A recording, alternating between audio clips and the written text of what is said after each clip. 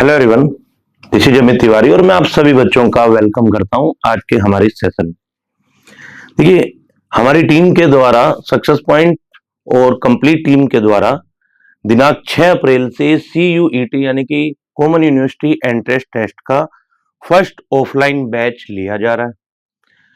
हम किसी भी एग्जाम की तैयारी करते हैं तो सबसे पहले हमें दो चीजों के बारे में पता होना जरूरी है। फर्स्ट इज सिलेबस, सिलेबस क्या है, और दूसरा हमें पता होना चाहिए कि एग्जाम के अंदर क्वेश्चन किस लेवल के पूछ रहे हैं, किस पैटर्न के पूछ रहे हैं, क्योंकि जब तक हम इन दो चीजों से अवेयर नहीं होंगे तो जो हमारी तैयारी है वो उतनी सार्थक नहीं हो पाएगी।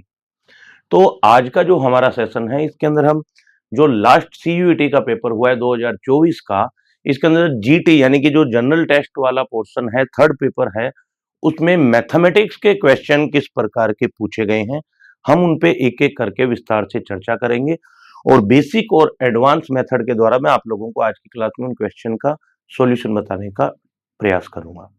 तो बच्चों, आज की क्लास के अंदर हम मैथमेटिक्स का पोर्शन सोल्व करेंगे। नेक्स्ट सेशन में रीजनिंग में क्या पूछा गया है उसके बारे में हम चर्चा करेंगे, फिर कुछ मॉडल पेपर, कुछ पैटर्न के बारे में हम चर्चा करेंगे। और जो इंपॉर्टेंट बात है वो इस प्रकार है हमारे कि बैच प्रारंभ की सूचना आपको पहले भी दी जा चुकी है। 6 अप्रैल 2025 से CUET का बैच लिया जा रहा है, क्योंकि देखिए जो 21वीं शताब्दी है, हमारी 21st ऑफ सेंचुरी है, जो उसके अंदर कहा गया है कि सबसे पावरफुल वेपन के रूप में एजुकेशन रहने वाला है। और एजुकेशन पे आज के टाइम में सभी का हक भी है। अगर हम एक अच्छी यूनिवर्सिटी, एक अच्छे कॉलेज में जा पाए, वहां हमें एक अच्छा एटमॉस्फेयर मिलेगा, अच्छी टीचर्स मिलेंगे, अच्छा कंटेंट मिलेगा, अच्छा स्टडी मटेरियल मिलेगा, तो हमारे सिलेक्शन के और ग्रो करने के करियर में थोड़े से चांसेस बढ़ जाते हैं।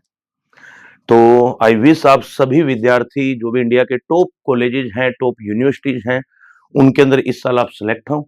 हम और हमारी टीम पूरा प्रयास करेंगे आपको उस पाथ पे अच्छे से ले जाने का। तो स्टार्ट करते हैं। देखिए, पहला क्वेश्चन आप लोगों से पूछा गया था कि the sum of the digits of a 2 digit number is 10। वो बोल रहा है कि पेपर है हमारा इंग्लिश मोड पे है, मैं हिंदी में पूरा आपको ट्रांसलेट कर दूंगा जिससे आप लोगों को हिंदी और इंग्लिश मीडियम के दोनों बच्चों को किसी भी टाइप की कोई प्रॉब्लम ना हो।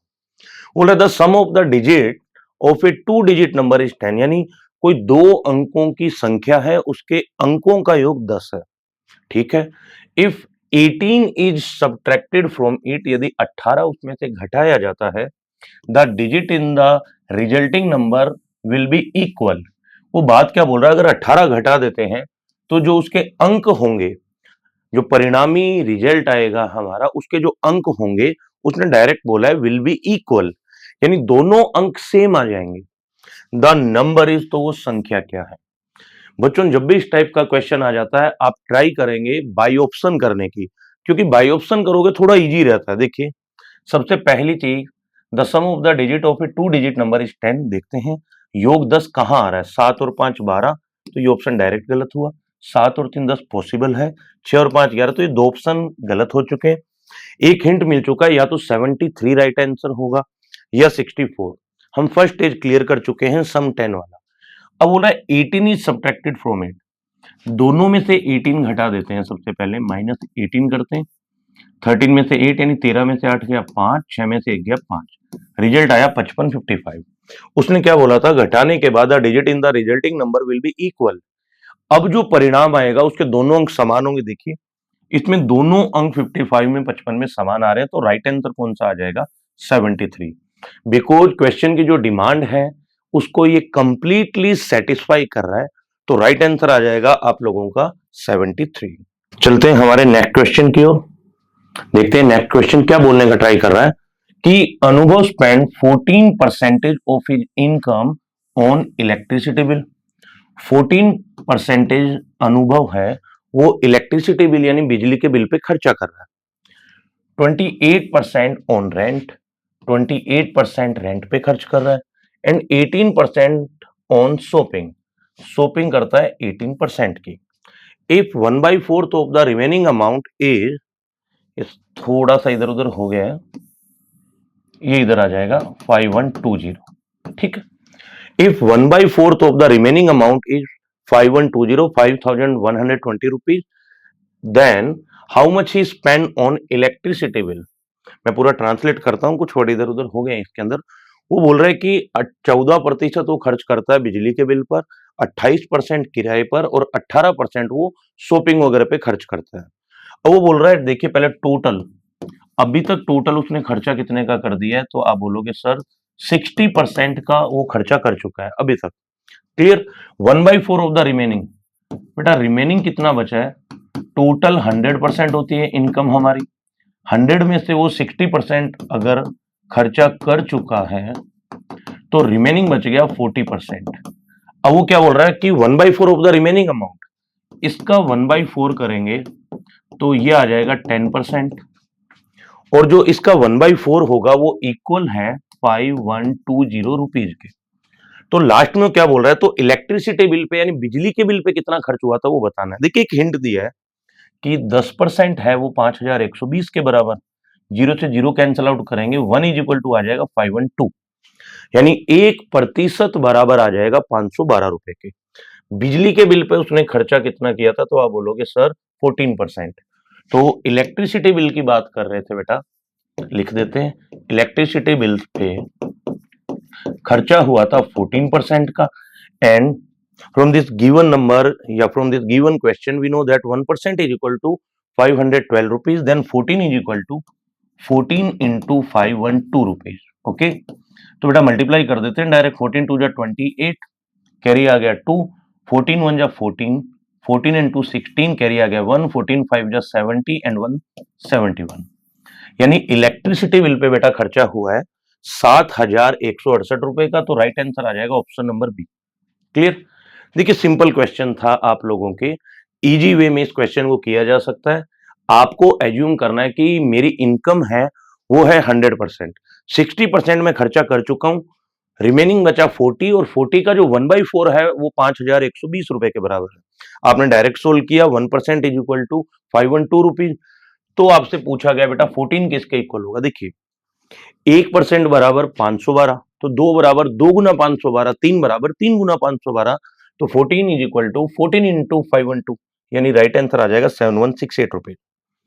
नेक्स्ट क्वेश्चन है कि if the average of P number is Q square, अगर पी संख्याएं हैं तो उसका औसत क्यू स्क्वायर। बड़ा पुराना क्वेश्चन है, कॉपी पेस्ट था ये।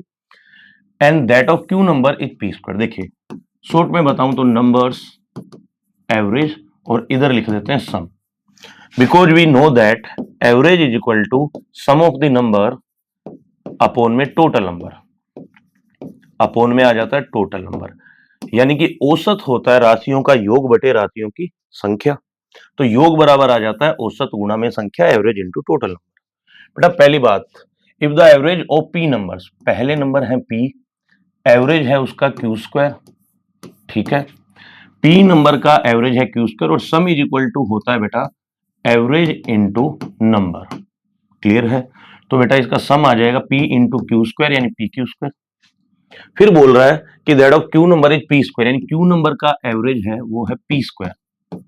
तो अपने अगर इसको मल्टीप्लाई करेंगे तो ये आ जाएगा Q P square. Okay report है बिल्कुल। अब आपको पता है बेटा एवरेज इज इक्वल टू होता है सम अपॉन में टोटल नंबर। मुझे सम चाहिए, मुझे योगफल चाहिए कैसे भी। टोटल नंबर कितने आगे काउंट करते हैं, पी प्लस क्यू नंबर का सम कितना आ जाएगा, इन दोनों को ऐड करते हैं तो P Q square plus Q P square. दोनों में पी क्यू कॉमन ले लेते हैं, यहां क्यू आ रहा है 2 बार, एक बार कॉमन ले लिया तो एक बच गया क्यू, प्लस पी 2 बार आ रहा है, एक बार पी कॉमन ले लिया तो ये आ गया पी। ठीक है। तो बेटा आपसे क्या पूछा गया, then the average of P plus Q number, P plus Q का एवरेज पूछा है, औसत होता है राशियों का योग यानी पी क्यू, ब्रैकेट में लिख देते हैं P plus Q. Clear. Because P plus Q लिख दो या क्यू प्लस पी लिख दो एक ही बात है। अपॉन में आ जाएगा बेटा टोटल नंबर है पी प्लस क्यू, ये कैंसिल आउट हुए, राइट आंसर आ गया P Q. So P Q is your right answer, option number C आप लोगों का राइट हो जाएगा। औसत का एक बेसिक क्वेश्चन है, औसत का फॉर्मूला आपको पता होना चाहिए, राशियों का योग बटे राशियों की संख्या। अप्लाई करोगे डायरेक्ट आंसर आ जाएगा बेटा। नेक्स्ट क्वेश्चन है कि अजय वो कहते speed of 4 kilometre per hour, he double he speed after reaching exactly half way. वो चलता है और जैसे देखिए, मुझे नहीं पता टोटल रास्ता कितना है, डिस्टेंस कितनी है टोटल मुझे नहीं पता, वो यहां तक तो चलता है बेटा 4 किलोमीटर पर आवर की स्पीड में। जैसे ही हाफ वे तक पहुंचता है वो स्पीड कर लेता है डबल, यानी यहां से यहां आएगा अब 8 किलोमीटर पर आवर की स्पीड पे। ठीक है, he walk for 12 hour in all, वो टोटल डिस्टेंस कवर करता है 12 आवर में, 12 घंटों में। What is the total distance travelled by him, तो उसने कुल कितनी दूरी तय की, ये क्वेश्चन है। हम इस क्वेश्चन को थोड़ा सा इंटरेस्टिंग और आसान बनाते हैं। मैं मान लेता हूं कि देखो दोनों दूरी इक्वल है, हम मान लेते हैं ये भी डी और ये भी डी, डी फॉर डिस्टेंस, तो टोटल डिस्टेंस आ गई बेटा 2d। क्लियर, टोटल डिस्टेंस कितनी आ गई 2d।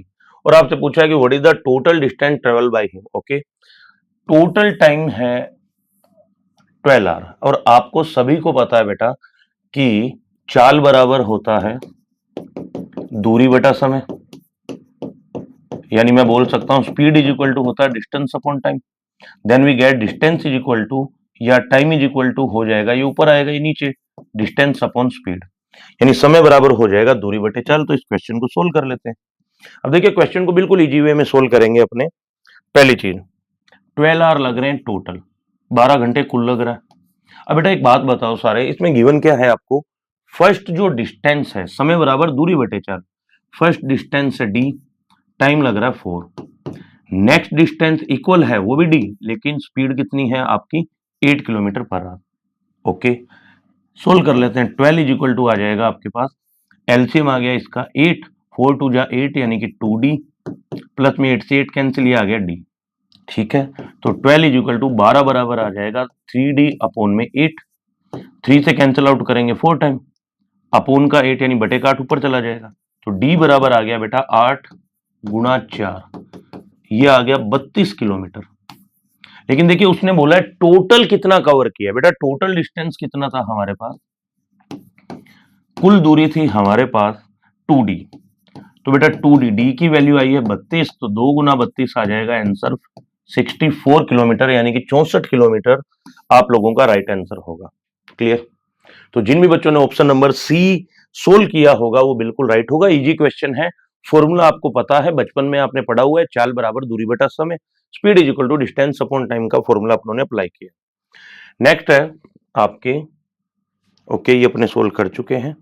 नेक्स्ट क्वेश्चन है कि अमन कैन गो डाउनस्ट्रीम। ठीक है, डाउनस्ट्रीम का मतलब होता है अनुप्रवाह है या अनुकूल वेग। Thrice as fast as he can go upstream, upstream का मतलब होता है प्रतिकूल वेग। देखिए अनुकूल मतलब डाउनस्ट्रीम का मतलब आप जिस साइड के अंदर आपके स्ट्रीम जा रही है, धारा जा रही है, उसी साइड में आपके नाव भी जा रही है, उसको बोलते हैं अपस्ट्रीम, यानी दोनों की डायरेक्शन सेम है। क्लियर है, और उसको बोलेंगे डाउनस्ट्रीम। और अपस्ट्रीम का मतलब क्या आ जाएगा, दोनों अपोजिट है, प्रतिकूल वेग हो जाएगा। क्लियर, फिर बोल रहा है okay between two specific point on a river if the river flow, यानी कि रिवर का यानी धारा की चाल दे रखी है 8 kilometre per hour, what is the speed of the boat is still water, in still water, यानी कि जो शांत जल है उसके अंदर नाव की चाल आप लोगों को बतानी है। क्लियर, अब बेटा इधर देखिए डाउनस्ट्रीम की बात करते हैं। डाउनस्ट्रीम का मतलब होता है अनुकूल वेग। ठीक है, डाउनस्ट्रीम का मतलब अनुकूल वेग। बेटा दोनों की डायरेक्शन सेम है, स्पीड बढ़ जाती है। अपने इमेजिन कर लेते हैं पहले कि लेट जो बोट की स्पीड है, लेट बोट स्पीड, बोट की स्पीड को इमेजिन कर लेते हैं कि x किलोमीटर पर आवर है। अब बेटा बोट चल रही है x की स्पीड से और स्ट्रीम भी चल रही है इसी डायरेक्शन में, यानी नाव और धारा दोनों की डायरेक्शन सेम है, तो स्पीड ऑल्टरनेट बढ़ जाएगी बेटा। एक मैं बोल रहा हूं कि मैं चल रहा था 10 किलोमीटर की स्पीड से और मेरे धक्का लगाया गया 10 किलोमीटर की और स्पीड से, तो मेरी स्पीड तो 10 थी और ऊपर से 10 का धक्का और लगा, तो मेरी स्पीड क्या हो जाएगी, ऐड हो जाएगी, डबल हो जाएगी, 10 और 10 20 हो जाएगा। तो बेटा डाउनस्ट्रीम कितना आ जाएगा, नाव की चाल है x, धारा की चाल है 8, तो x plus 8 kilometre per hour. ठीक है, और अपस्ट्रीम की बात कर रहा है, यानी धारा के प्रतिकूल अपोजिट डायरेक्शन की बात कर रहा है, यानी मैं तो जा रहा हूं इस डायरेक्शन में और स्ट्रीम चल रही है अपोजिट डायरेक्शन में, तो जो स्पीड होगी आपके धारा की स्ट्रीम की वो उतनी कम हो जाएगी बेटा, वो मेरी स्पीड को उतना कम कर देगी। तो ये आ जाएगा प्लस कीजिए कितना x माइनस कितना है, 1 मिनट चेक कर लेते हैं, सेम है, ये लीजिए। अब अकॉर्डिंग टू क्वेश्चन लिखते हैं, यहाँ पे क्वेश्चन खत्म हो चुका है। वो बोल रहा है कि Aman can go downstream, downstream speed है x+8 और ये क्या है, थ्राइस एज फास्ट, 3 गुना है किसका, ही कैन गो अपस्ट्रीम, यानी प्रतिकूल वेग की जो चाल है उसका ये 3 गुना है। क्लियर, ये क्वेश्चन में दिया हुआ है। तो बेटा सोल्व करते हैं, x+8 इज इक्वल टू आ जाएगा 3 इंटू एक्स 3x माइनस 3 8 24। ठीक है, अब संख्याओं को एक तरफ ले जाते हैं, वेरिएबल्स को एक तरफ, प्लस का x इधर आके माइनस 3 माइनस x आ गया 2x बराबर माइनस का 24 इधर आएगा तो ये बन जाएगा 24 प्लस 8, ये आ जाएगा कितना 32।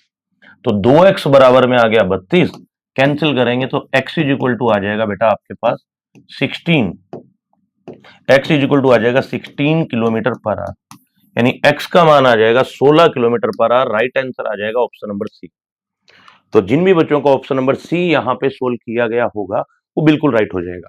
ठीक है, आसान क्वेश्चन है। बाकी जब बैच चलेगा ना बेटा, इन चीजों को बहुत डिटेल में पढ़ने वाले हैं, अपने बहुत अच्छे तरीके से पढ़ने वाले हैं, और वेरियस टाइप के जो क्वेश्चन हैं, जो पैटर्न है, जो टाइप है, उनको एक एक करके हम सोल्व करने वाले हैं।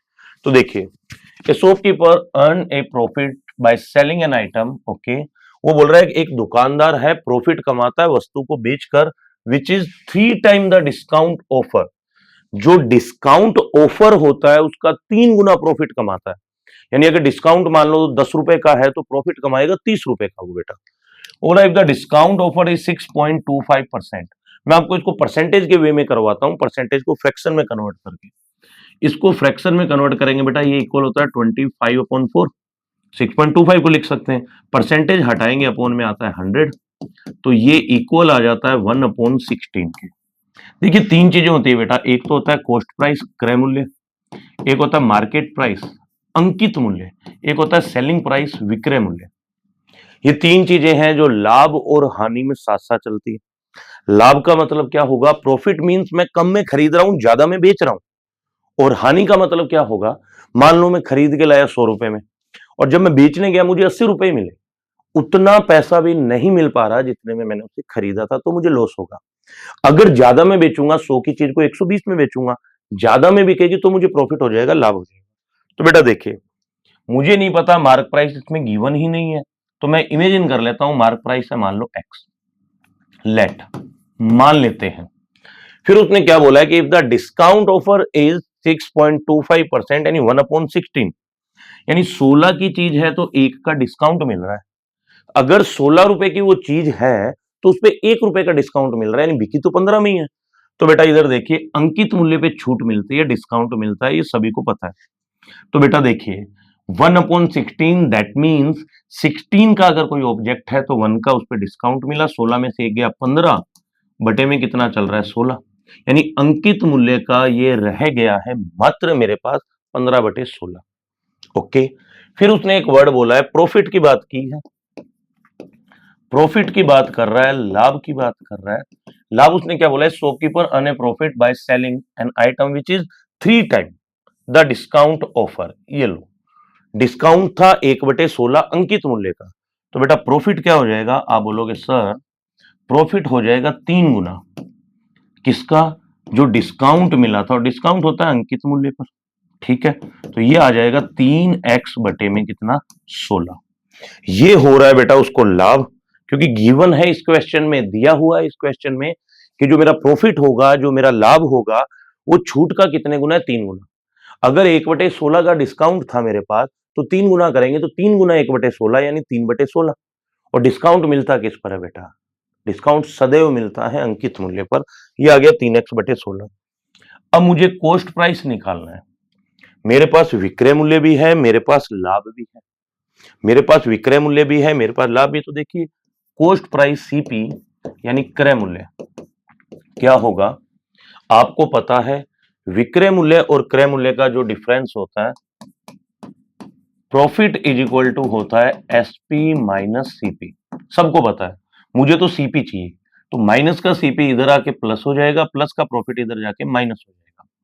तो ये आ जाएगा CP is equal to, SP था 15x/16, इसमें से घटाना किसको है, प्रॉफिट को, यानी 3x अपॉन 16 को घटाना है। एलसीएम आ गया बेटा 16 मेरे पास, 15 में से 13 को घटाएंगे कितना आ जाएगा 12x बटे में आ गया कितना 16। ये आ गया मेरा क्रय मूल्य। और लास्ट में पूछा है कि व्हाट इज प्रॉफिट परसेंटेज, यानी लाभ का परसेंट पूछा है। बेटा लाभ परसेंट का मतलब क्या आ जाएगा, लाभ परसेंट बराबर हो जाएगा जितने का लाभ हुआ है, और लाभ किस पे होता है, कॉस्ट प्राइस पे। जब तक यही नहीं पता खरीदा कितने में है, तो आप ये थोड़ी बता पाओगे बेटा बेचने के बाद कि इतने का लाभ हुआ है। तो लाभ परसेंट बराबर आ जाता है लाभ है बेटा 3x बटे 16 का, बटे क्रय मूल्य भी निकाला है 12x बटे 16, परसेंटेज में निकालना है तो इनटू में आएगा 100। 16 से 16 कैंसिल, x से x कैंसिल, 3 से काटा एक बार, 3 से काटा 4 बार, 4 से 100 को काटेंगे 25 बार, तो राइट आंसर आ जाएगा 25%। तो बेटा राइट आंसर जिन भी बच्चों का 25% आएगा वो राइट होगा। बिल्कुल बेसिक में एक्स से इमेजिन करके पूरा डिटेल में करने की जरूरत नहीं है। एग्जाम में लिमिटेड टाइम होगा, उस टाइम के अकॉर्डिंग अपने को सोल्व करना पड़ता है पूरा पेपर। नेक्स्ट क्वेश्चन है कि the total population of A town is 50,000। The number of mails and females increase by 10 and 15% respectively. एक गांव की जनसंख्या 50,000 है और वो बोल रहा है कि आदमियों की और औरतों की जो संख्या है वो 10 और 15% बढ़ती है। ओके, फिर उसके बाद बोल रहा है and contrary the population of the town become 56,000। और वो बोल रहा है कि जो पॉपुलेशन है 50,000 से बढ़कर हो जाती है 56,000। What was the number of males in the town. तो number of males find out करना बेटा। ये क्वेश्चन 3 से 4 मेथड से अपने कर सकते हैं। मैं आपको बेस्ट मेथड बताता हूं। एक मेथड तो है बेसिक, ये आप सोल्व करना। मैं आपको हिंट दे देता हूं। मुझे नहीं पता था मेल कितने, मैंने कर लिया लेट मेल इमेजिन कर लेते हैं, अपने मेल फाइंड आउट करने, मेल इमेजिन कर लेते हैं x। तो जो मेल हैं वो तो बढ़ रहे हैं कितना 10%, तो ये आ जाएगा इंटू 110 अपॉन में 100। और आपको पता है टोटल 50,000 थे तो फीमेल कितनी बचेगी, टोटल पॉपुलेशन में से मेल को सब्ट्रैक्ट कर दो, और ये बढ़ रहे हैं 15% यानी 115 बटे 100, और टोटल हो रही है 56,000 56,000। यहां से x की वैल्यू आ जाएगी, राइट आंसर आ जाएगा। ये बेसिक मेथड है, 7th 8th क्लास में भी होता है, लेकिन हम कंपटीशन की प्रिपरेशन करें अपने को थोड़ा एडवांस होना पड़ेगा। देखो बेटा 50,000 पॉपुलेशन थी, बढ़ के हो गई 56,000, यानी इंक्रीज कितना हो रहा है, तो आप बोलोगे सर इंक्रीज हो रहा है 6,000। ठीक है, टोटल परसेंटेज चेंजिंग या चेंजेस, तो बेटा आप बोलोगे सर 6,000 बढ़ रहा है कितने हजार पे, 50,000 पे, इंटू में आ जाएगा 100 यानी 100। बेटा 4 टाइम 0 से 4 टाइम 0 कैंसिल, 5 से कैंसिल आउट करेंगे 12 टाइम, यानी अगर कंबाइंड मेल और फीमेल का परसेंटेज चेंजेस निकालेंगे तो 12% यानी 12% आ रहा है। तो बेटा अब इसमें एलिगेशन लगा देते हैं। अगर दो अलग अलग चेंजेस दिए जाएं और ओवरऑल चेंजेस भी आपको आ जाता है या फाइंड आउट कर लेते हैं, तो बेस्ट मेथड रहता है एलिगेशन का मेथड पूरी मैथमेटिक्स में। तो बेटा देखो इधर लिखते हैं मेल, इधर लिख देते हैं फीमेल। मेल बढ़ रहे हैं 10%, फीमेल बढ़ रही है 15%। ओवरऑल यानी दोनों की मिड वैल्यू है आपके पास 12%, फाइंड आउट कर लिया। दोनों का क्रॉस डिफरेंस लो, इन दोनों का क्रॉस डिफरेंस लेंगे 2%, इन दोनों का क्रॉस डिफरेंस लेंगे 3%, दोनों का रेशियो अनुपात ले लो, परसेंटेज से परसेंटेज कैंसिल, तो बेटा दोनों का अनुपात आ गया 3:2, यानी मेल का अनुपात आएगा 3, फीमेल का अनुपात आएगा 2। टोटल जो पॉपुलेशन है उसमें आदमियों का अनुपात 3 होगा, औरतों का अनुपात 2 होगा, ये कभी चेंज नहीं होगा बेटा। तो बेटा एक बात बताओ, मेल और फीमेल दोनों को काउंट करो, 3 and 2 आ गया 5, टोटल 3 और 2 आ गया 5, मेरे अकॉर्डिंग 5 यूनिट यानी 5 इकाई, और रियलिटी में ये 5 किसके इक्वल है 50,000। कैंसिल करें 1 टाइम, कैंसिल करें 1 time, 4 time 0, 4 time 0, 1 is equal to आ गया बेटा 10,000, 1 बराबर आ गया 10,000। जब 1 बराबर 10,000 है तो 3 बराबर आ जाएगा 30,000 और 2 बराबर आ जाएगा 20,000। तो आपके यहां से टोटल जनसंख्या आ जाएगी 30,000 और 20,000। ठीक है, तो हमें यहां से पता चल जाता है टोटल हमारे पास ये वैल्यू 30,000 है, टोटल हमारे पास फीमेल की वैल्यू है 20,000, आदमी है 30,000, औरतें हैं 20,000। पूछा what is the number of males in the town, तो मेल्स कितने हैं 30,000, तो राइट आंसर आ जाएगा 30,000। हम इसके अंदर और भी एक एडवांस मेथड है लेकिन बहुत सारे मेथड बताना भी बच्चों को कई बार पजल कर देता है, तो उस पर अपने नेक्स्ट ऑफलाइन क्लासेज में डिस्कशन करेंगे। ए 6 डिजिट नंबर है digit and okay consecutive natural number. अब वो बोल रहा है कि 6 डिजिट नंबर एक 6 अंकों की संख्या है जिसमें अंक है वो लगातार दिए हुए हैं प्राकृत संख्याओं के रूप में। लगातार मतलब 1 2 3 4 5 6 या 2 3 4 5 6 7 3 4 5 6 7 8 या 4 5 6 7 8 9। ये सारी की सारी आपके 6 अंकों की संख्या है जिसमें अंक लगातार दिए हुए हैं। क्लियर है? The number is always divisible by. तो ये जो भी संख्याएं आएगी ना, ये हमेशा किससे डिविजिबल होगी, किससे विभाजित होगी। तो बेटा एक चीज नोटिस करते हैं, अपने सारे के सारे चेक कर लेते हैं। पहला ऑप्शन 3 है, इसको चेक करते हैं। बेटा डिविजिबिलिटी रूल 3 का नंबर सिस्टम का ये कंसेप्ट है, अगर कोई नंबर 3 से डिविजिबल होगा, कोई संख्या 3 से विभाज्य होगी, तो सम ऑफ द डिजिट, अंकों का जो योग होगा वो 3 से विभाज्य होना चाहिए। चेक कर लेते हैं। बेटा देखो, जहां 3 1 कैंसिल कर दो, 1 and 2 3, 3 4 और 5 9 6, ये भी 3 से divisible. 3 cancel, 6 cancel, 2 and 4 6 cancel, 5 and 7 12 cancel, ये भी 3 कैंसिल, 4 and 5 9 3 से, ये भी 3 से, ये भी 3 से, 4 और 5 9, 6 डायरेक्ट कैंसिल, 8 and 7 15 और ये 3 3 जा 9 कैंसिल। बेटा जितनी भी संख्याएं आएगी आपके, वो हमेशा किससे विभाज्य होगी? 3 से। आप इस टाइप के क्वेश्चन को डायरेक्ट ऑप्शन से कर लिया करो, बेस्ट मेथड रहता है बेटा आपके पास। ठीक है, अगला कह रहा है कि द एवरेज ऑफ 101, यानी वो बोल रहा है कि the average of 101 consecutive odd number is 303। बोला 101 लगातार विषम संख्याएं हैं, उसका जो औसत है वो 303 है। फाइंड द लार्जेस्ट नंबर, तो सबसे बड़ी संख्या बताइए। अब बेटा देखिए, कोचिंग का और अच्छे टीचर का क्या बेनिफिट है वो इस क्वेश्चन से पता चलेगा। मैं चाहूं इस क्वेश्चन को फॉर्मूला अप्लाई करके बड़ा सॉल्यूशन भी बता सकता हूं, बट मैं आपको एक कंसेप्ट बताता हूं जो मेरा खुद का बनाया हुआ यूनिक कंसेप्ट है। देखिए, एवरेज मतलब होता है मिड वैल्यू। क्लियर? तो बेटा एवरेज है 303। क्लियर है इतना? बेटा एवरेज मतलब मिड वैल्यू, यानी टोटल नंबर थे मेरे पास 101, उसमें से एक नंबर तो है डेफिनेटली 303। 101 में से एक संख्या तो आ गई है मेरे पास 303। अब टोटल अगर हम बात करते हैं, नंबर कितने बच गए? 100 नंबर। ये मिड में कब आएगा? जब आधे नंबर इधर होंगे और आधे नंबर इधर होंगे। तो बेटा यहां से एक चीज क्लियर होगी, मेरे पास 50 नंबर्स तो आएंगे इधर राइट हैंड साइड में और 50 नंबर्स आएंगे इधर लेफ्ट हैंड साइड में। सारे नंबर ओड हैं, आपको पता है कंटिन्यू ओड नंबर का डिफरेंस होता है 2 का, लगातार विषम संख्याओं का अंतर 2 का। 1 3 5 7 9 सभी में 2 2 का अंतर। बेटा एक संख्या से अंतर आता है 2 का, 2 संख्याओं से 2 गुना 2, 3 से 3 गुना 2, 10 से 10 गुना 2, तो 50 संख्याओं से अंतर आएगा 50 गुना 2 का। तो बेटा इधर की साइड में राइट हैंड साइड में इंक्रीज होते हैं +100, लेफ्ट हैंड साइड में -100। इसमें से 100 को घटाएंगे तो छोटे से छोटा पूछता तो आता 203 स्मॉलेस्ट।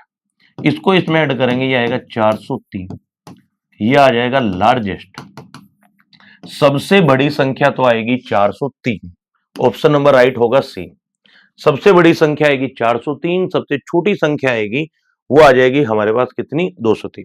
ठीक है, अगला कह रहा है if A ratio B 5 6 B C 6 7, तो आपको a plus B plus C और a प्लस सी का रेशियो पूछा है। तो बेटा देखिए, रेशियो वाला कंसेप्ट अप्लाई करते हैं। ABC फर्स्ट रो में आपको रेशियो दे रखा है a और b का 5:6 फर्स्ट रो में, यानी पहली लाइन में। दूसरी लाइन में BC का रेशियो है, b के नीचे लिखते हैं 6, c के नीचे लिखते हैं 7 7। क्लियर? अब अपने क्या करते हैं, देखिए कंसेप्ट के अकॉर्डिंग बताऊं, जहां पे आपके सीट वैकेंट है रिपीट कर दो। पहले कोई नंबर है या बाद में कोई नंबर है उसको रिपीट कर दिया करो, क्योंकि सेम नंबर से मल्टीप्लाई डिवाइड होता है तो रेशियो पे कोई इफेक्ट नहीं पड़ता बेटा। इधर 6 है तो इधर भी 6 लिख दो, पंक्ति में आते हैं नीचे, यहां 6 है तो यहां भी 6 लिख दो। ठीक है, अब इन स्तंभों का करते हैं गुणा। पहली बात देखो, अगर कुछ कट रहा है पहले काट दो, तीनों रो में, तीनों कॉलम के अंदर कुछ कट रहा है काट दो। 6 6 6 कट गया, ये आ गया 5 6 7। ए की वैल्यू 5, बी की वैल्यू 6, सी की वैल्यू 7। पूछा क्या है? ए प्लस बी प्लस सी, सी प्लस ए। की बात है। ए और बी को जोड़ते हैं 5 और 6 11, बी और सी को जोड़ते हैं 6 और 7 13, सी और ए को जोड़ते हैं 7 और 5 12। तो बेटा राइट आंसर आ जाएगा 11:13:12, यानी 11 अनुपात 13 अनुपात 12। तो राइट आंसर आ गया ऑप्शन नंबर कौन सा, सी हमारे। क्लियर। सो मुझे लगता है इसमें भी कोई प्रॉब्लम नहीं होगी। अगला क्वेश्चन करें, man can do 50% of the job in 16 days. Okay बेटा एक चीज देखो, डायरेक्ट बताते हैं। अगर अमन की बात करते हैं, मैं डायरेक्ट बताता हूं क्वेश्चन। अमन 50% काम करता है, 50% यानी आधा, 50% काम करता है 16 दिनों में, 16 डेज के अंदर। ठीक है। अब बेटा अपोन का 2 इधर आके मल्टीप्लाई हो जाएगा। आधा काम 16 दिनों में कर रहा है तो और आधा काम और 16 दिनों में करता है, क्योंकि अमन की एफिशिएंसी तो सेम ही रहेगी। या और शॉर्टकट बताएं तो 50% काम 16 दिनों में, तो 100% काम डबल में, यानी कितने दिनों में करेगा, 32 डेज में, 32 दिनों में। एंड भानु 25% होता है 1/4 के इक्वल, ये करता है 24 डेज में। अपोन का 4 है इधर आके मल्टीप्लाई में, 24 इंटू 4 96। भानु की बात करें तो भानु करता है 96 यानी 96 दिनों में। क्योंकि देखिए बेटा 4 में से एक काम 24 दिनों में करता है, तो 4 काम कितने दिनों में करेगा, तो आप डायरेक्ट बोलोगे सर एक काम 24 दिनों में, तो 4 काम 4 गुना 24, या आप बोल सकते हो सर 25% करता है 24 दिनों में, अगला 25 और 24, अगला 25 और 24, अगला 25 और 24, तो टोटल 96 दिनों में। ठीक है, ये आगे दोनों के नंबर ऑफ डेज। अगर दोनों अलग अलग पूरा काम करें, क्लियर है, दोनों का एलसीएम लेते हैं बेटा, तो आप बोलोगे सर दोनों का एलसीएम आ गया 96, ये होगा हमारा टोटल वर्क। क्योंकि मुझे नहीं पता दोनों कितना काम कर रहे हैं, तो हम एक ऐसी वैल्यू इमेजिन करते हैं जिससे कैलकुलेशन इजी हो जाए, क्योंकि काम तो दोनों सेम ही कर रहे हैं। तो बेटा ये 32 दिनों में 96 काम करता है, तो ये आ जाएगी कैपेसिटी। कैपेसिटी मतलब work done in single days, एक दिन में किया गया काम। 96 में 32 का भाग दोगे तो 3 बार, 96 में 96 का भाग दोगे 1 बार, यानी ये हर रोज 3 काम करता है, ये हर रोज बेचारा आलसी है, एक ही काम करता है टोटल। ठीक है। फिर बोल रहा है कि okay in how many days can they do 1/4। बेटा 1/4 का मतलब टोटल काम इमेजिन किया है आपने 96 का 1/4 कितना आ जाएगा आपके पास 24। द जॉब वर्किंग टुगेदर, अगर वो दोनों मिलकर काम करें तो 1/4 का मतलब 24 काम कितने दिनों में करेंगे। बेटा देखो आपके क्या नाम है, अमन करता है एक दिन में 3 काम और भानु करता है 1 काम, 3 और 1 टोटल कितना आ गया 4, कैंसिल कर दो तो ये आ जाएगा 6 डेज, क्योंकि 4 6 24, 4 6 24। अगर ये दोनों मिल जाते हैं तो 24 दिनों में पूरा काम कंप्लीट, सॉरी 6 दिनों में पूरा काम कंप्लीट कर देंगे। राइट आंसर आ जाएगा आपके पास कितना, 6 डेज। क्लियर। तो जिन भी बच्चों का 6 डेज आ रहा है, अच्छा क्वेश्चन है टाइम एंड वर्क का। पाइप एंड सिस्टर्न पानी और टंकी वाले क्वेश्चन आते हैं, नल और टंकी वाले क्वेश्चन आते हैं, वो भी इसी वे में होते हैं बेटा। 80 litre mixture of milk and water, the ratio of amount of milk to that of amount of water is 7:3। बेटा 80 लीटर मिश्रण है, जिसके अंदर मैं बात करता हूं दूध और पानी। दूध और पानी है 7:3 में, दूध है 7, पानी है 3, टोटल आ गया 10। तो बेटा 10 इकाई यानी 10 यूनिट इज इक्वल टू है 80, 0 से 0 cancel, 1 is equal to 8, then 7 is equal to आ जाएगा 7 इंटू 8, यानी 56 लीटर तो था दूध, और ये आ जाएगा 3 इंटू 8, 3 8 है 24, 24 लीटर था पानी। तो यहां लिख देते हैं मिल्क एंड वाटर। बेटा मिल्क था हमारे पास 56, वाटर था हमारे पास 24। ओके रिपोर्ट है, ये एग्जैक्ट वैल्यू आ गई दूध और पानी की। In order to make this ratio 2:1, how many litre of water should be added. बेटा वाटर पता ही नहीं कितना, मैंने मान लिया कि वाटर ऐड किया गया x लीटर। अगर मिल्क ऐड करते तो मिल्क में ऐड कर लेते, अगर पानी इसमें मिलाया गया है तो पानी में कुछ प्लस होगा, निकाला जाता तो माइनस होता। कितना मिलाया गया वो मुझे पता नहीं, तो मैंने x इमेजिन कर लिया, और ऐसा करने पर जो रेशियो है वो बन जाता है 2:1। सोल्व कर लो, क्रॉस मल्टीप्लाई करने की जगह थोड़ा छोटा कर लो, 2 से काटेंगे 28 बार, अब क्रॉस मल्टीप्लाई कर दो तो 24 प्लस x बराबर आ गया 28 से कम 28, प्लस का 24 इधर जाके माइनस, 28 माइनस 24 आ जाता है आपके 4।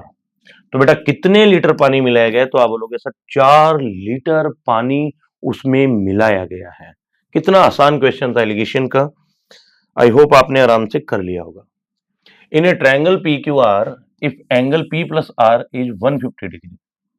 देखो बेटा, एक बना लेते हैं अपने यहां छोटा सा ट्रायंगल, छोटकू सा ट्रायंगल, इसका नाम है PQR। ठीक है, P plus R is equal to, बेटा आपको पता है ट्रायंगल के अंदर सम ऑफ द एंगल यानी P plus Q plus R is always equal to 180 degree. Sum of the interior angle in a polygon formula होता है n-2 into 180 degree. n means number of side, triangle में 3 side है तो 3 minus 2 1 into 180 180। Quadrilateral आएगा तो n की जगह 4 आएगा, पेंटागन आएगा तो 5, हेक्सागन आएगा तो 6 हो जाएगा। ये सम ऑफ द इंटीरियर एंगल का अंतः कोणों का योग का फॉर्मूला है सभी में। बेटा P प्लस आर है 150।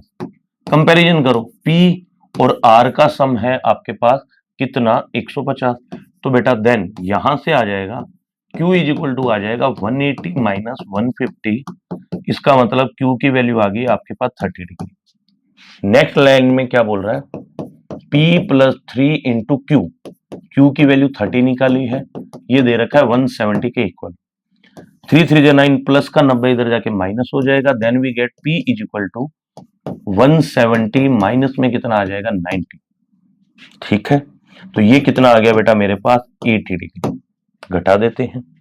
ठीक है, तो राइट आंसर आ गया हमारे पास कितना 80 डिग्री। पूछा किसका है, P इज इक्वल टू, बेटा P इज इक्वल टू आ जाएगा 80 डिग्री, यानी P का मान आ जाएगा कितना 80 डिग्री के बराबर। क्लियर, यहां तक कोई प्रॉब्लम नहीं होगी।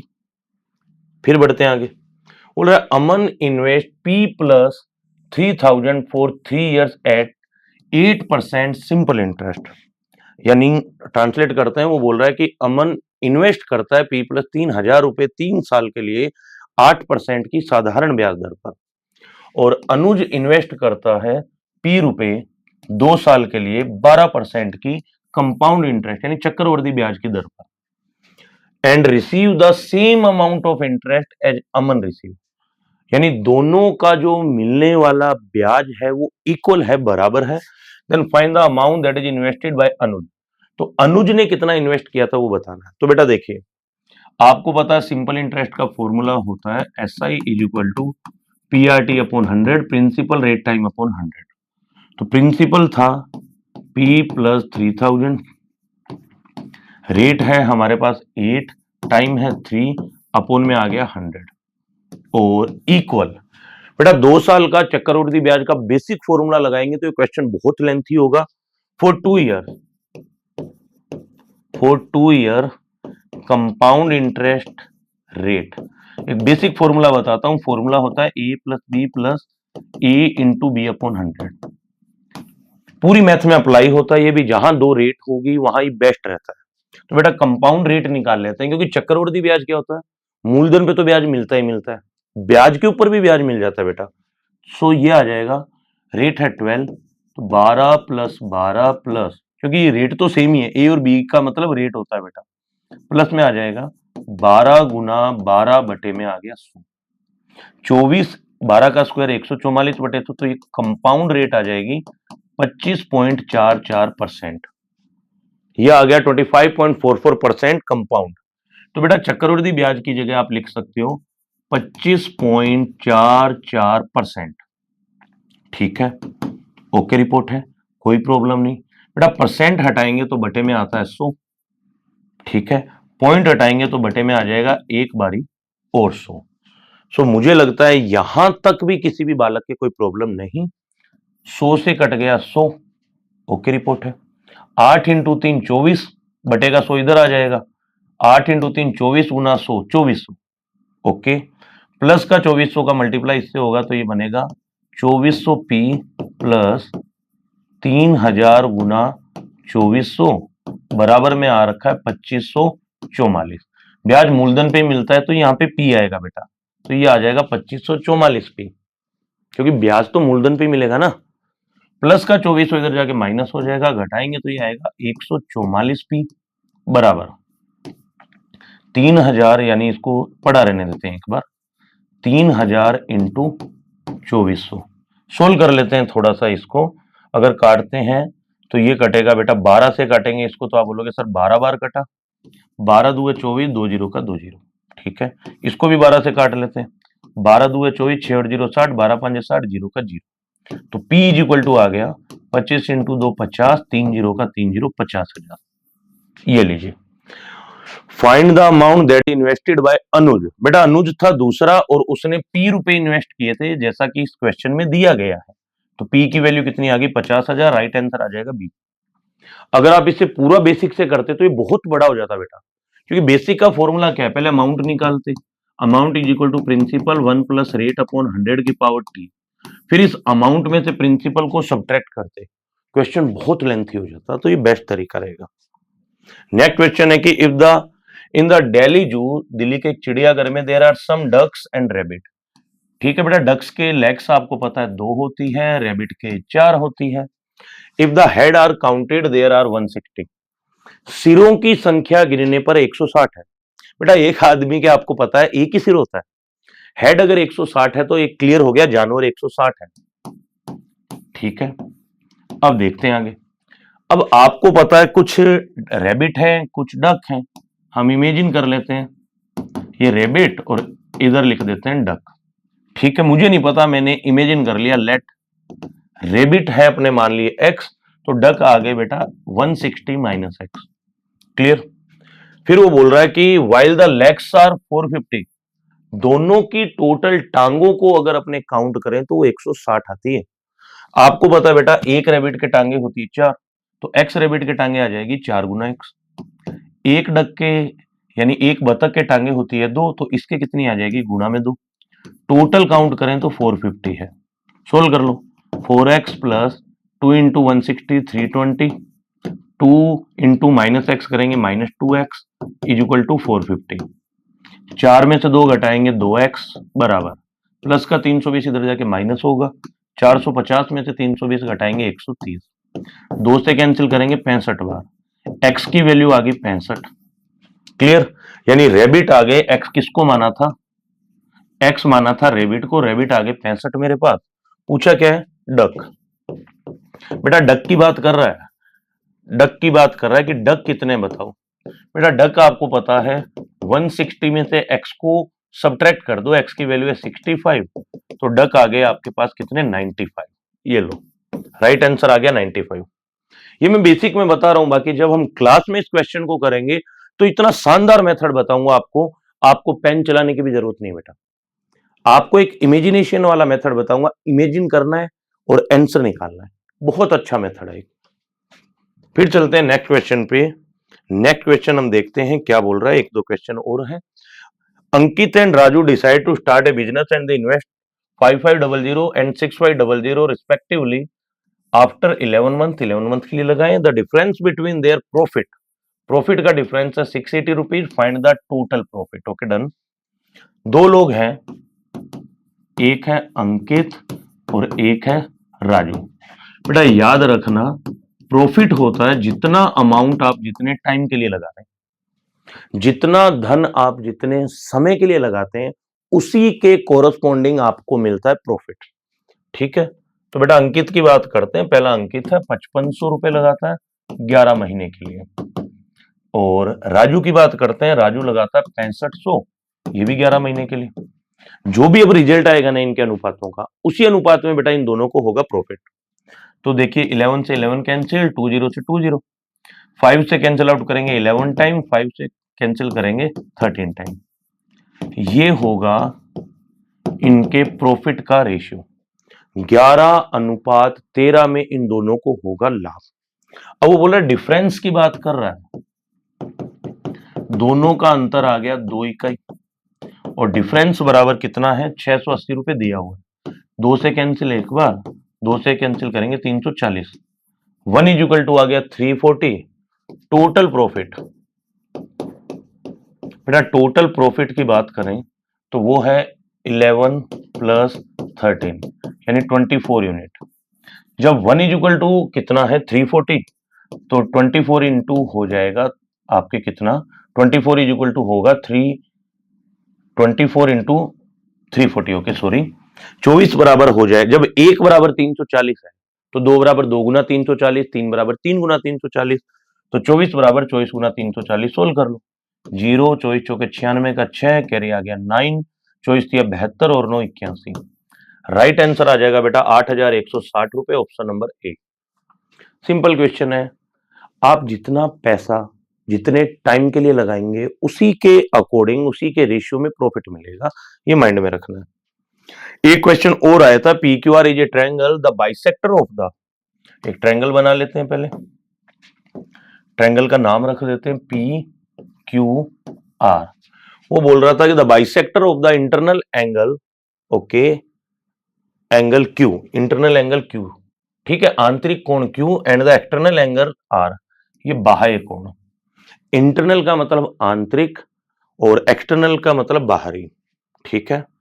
दोनों एक दूसरे को एम बिंदु पर काटते हैं। बेटा देखो, दोनों के समद्विभाजक एक दूसरे को काटते हैं, इसका समद्विभाजक और इसका भी समद्विभाजक, बाइसेक्टर मतलब आधा आधा, एक दूसरे को काटते हैं बिंदु एम पर, क्यू एम आर, ये कोण दिया हुआ है 40 डिग्री, देन पी ए, तो ये पूछा है। बेटा याद रखना, थोड़ा बता देता हूं, ये P इज इक्वल टू होता है हमेशा आपके पास, या मैं M का बता देता हूं, देखो M इज इक्वल टू होता है शीर्ष कोण का आधा यानी P का हाफ। ये आपके, जब हम एंगल बाइसेक्टर थ्योरम पढ़ते हैं, कोण विभाजक प्रमेय पढ़ते हैं, तो उसमें थर्ड टाइप का ये स्टेटमेंट रहता है कि आंतरिक और बाह्य कोण समद्विभाजक जिस बिंदु पर मिलते हैं वो शीर्ष कोण का आधा होता है बेटा। और m की वैल्यू दे रखी है इसने 40, बटेगा तो ऊपर चला जाएगा, तो कोण P बराबर कितना आ जाएगा बेटा, आप बोलोगे 80 डिग्री। देखो इसका ये हाफ होता है तो ये डबल होगा, ये 40 है बेटा, तो ये कितना डिग्री आ जाएगा, 80 degree, option number D right है। क्लियर? तो जिन भी बच्चों को ऑप्शन डी आएगा वो राइट होगा।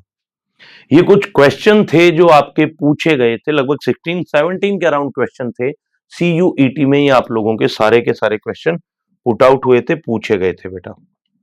क्लियर? तो ये सारा का सारा हमारा पोर्शन था जनरल टेस्ट का।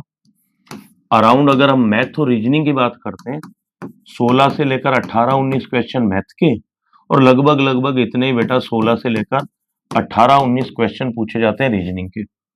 तो 35 to 40 के बीच में 60 में से क्वेश्चन पूछे जाते हैं मैथ एंड रीजनिंग के। अब आप सोच लीजिए कितना इंपॉर्टेंट बन जाता है ये पोर्शन जनरल टेस्ट का। और जब हम CUET की तैयारी करते हैं बेटा, एक मेजर आप लोगों को बेनिफिट क्या होता है, CUET की तैयारी में आपको हमारे यहाँ मैथमेटिक्स कंप्लीट करवाई जाएगी, रीजनिंग कंप्लीट करवाई जाएगी, जो आने वाले टाइम में in future SSC, railway, BSTC या जो भी एग्जाम आप देने वाले हो, सभी में आप लोगों को फायदा पहुंचाएगी। उसके अलावा डोमेन सब्जेक्ट होंगे आपके, हिंदी लैंग्वेज है, हिस्ट्री, ज्योग्राफी, पॉलिटिकल जैसे सब्जेक्ट बहुत बेहतरीन टीचर के द्वारा पढ़ाए जाएंगे।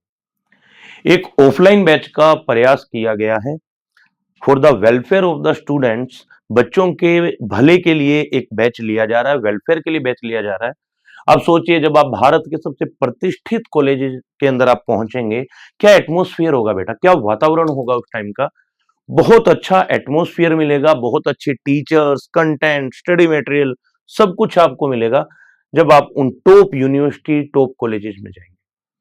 सो आई विश आप लोग बहुत मेहनत करें, उन कॉलेज, उन यूनिवर्सिटी में पहुंचे, क्योंकि एजुकेशन पे सबका हक है बेटा। ऐसा नहीं है किसी स्पेसिफिक ग्रुप का ही हक है, सभी का हक है, लेकिन उसके लिए थोड़ा सा आपको कंपटीशन का सामना करना पड़ेगा, और उस कंपटीशन के सामने को आप अच्छे तरीके से फेस कर पाए, उसके लिए हम और हमारी पूरी टीम आपकी हेल्प करने के लिए तत्पर है। 6 अप्रैल से ये बैच लिया जा रहा है, ऑफलाइन मोड पे रहेगा पहली बार पूरा बैच, और हम चाहते हैं मैक्सिमम टू मैक्सिमम रिजल्ट मिले और हमारे यहाँ के बच्चे बहुत अच्छी अच्छी जगहों पे जाएं और वहां पढ़ाई करें। तो मुलाकात करूंगा अब आप सभी बच्चों से। नेक्स्ट सॉल्यूशन होगा हमारा रीजनिंग का, एक अच्छी अप्रोच के साथ, एक न्यू अप्रोच के साथ हम रीजनिंग का पेपर सोल्व करेंगे। सो आपसे मुलाकात करूंगा बेटा नेक्स्ट क्लास में। तब तक के लिए गुड बाय, टेक केयर। मिलते हैं आप सभी बच्चों से एक छोटे से ब्रेक के बाद। धन्यवाद।